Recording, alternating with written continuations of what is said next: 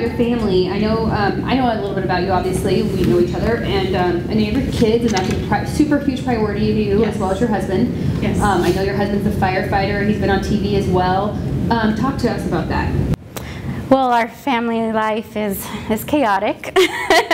3 kids, very busy schedule. Our kids are all in activities and stuff. And my husband's a fireman. He just got promoted as captain for the fire department. And I've been supporting him from the beginning of his career all the way now to the top. And of course, he wants to be chief next. That's his next goal.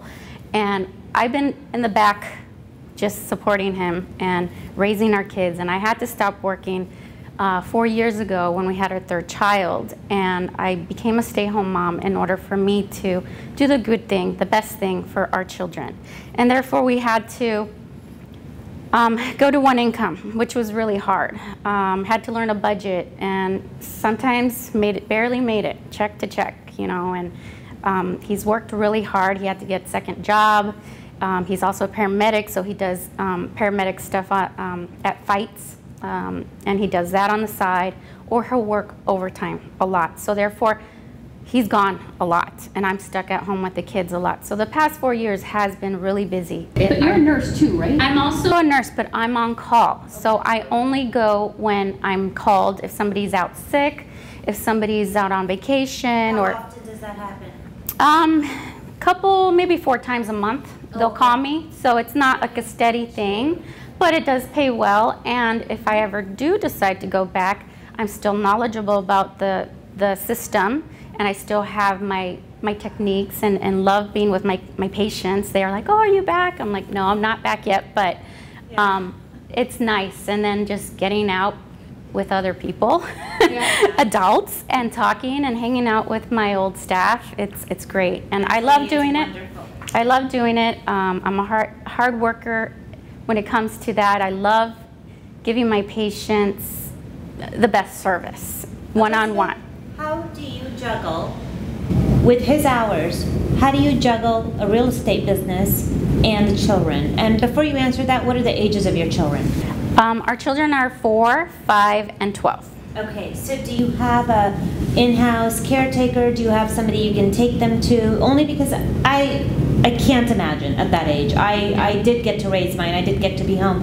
And I can't imagine at that age. I know how demanding clients can be. Yes. Their hours are different. Every client has their own schedule, and you are on their schedule. So Definitely. how do you do that? Well, as a matter of fact, when my husband and I found out I might be on the show, we sat down with our children, and we all kind of, whenever it comes to anything in our life that we do, we include our children in it.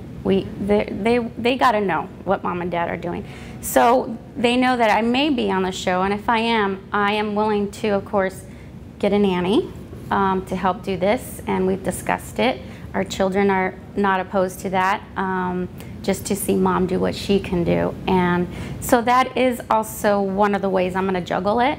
But I also am very thankful that I have my mother-in-law right now and my own mom.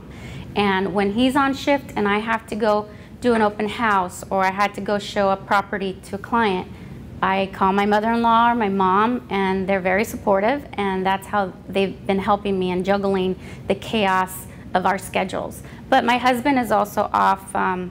He's on 24 hours and then off 48 hours in a row. So I also try to go around his schedule as much as I can. So therefore I don't have to use my mom or my mother-in-law or the nannies at this time. But as soon as I do become more busier, that is an ultimate thing that I do want to do, because I know I'm going to need that help. So real estate's your top priority right now? It is. It is my top priority. And you know, you're new to the business and everything.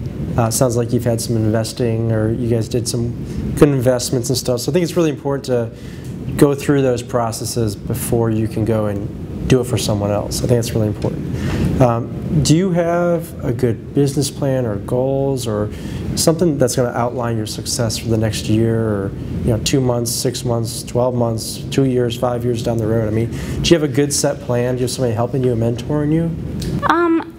Not mentoring me along the way that way. I would love that, and that's why this opportunity of being on the show would help me do that and be a better agent. And I do see myself and envision myself being a realtor, but I also see myself down the road being a very top successful realtor in Arizona, and that is one of my goals.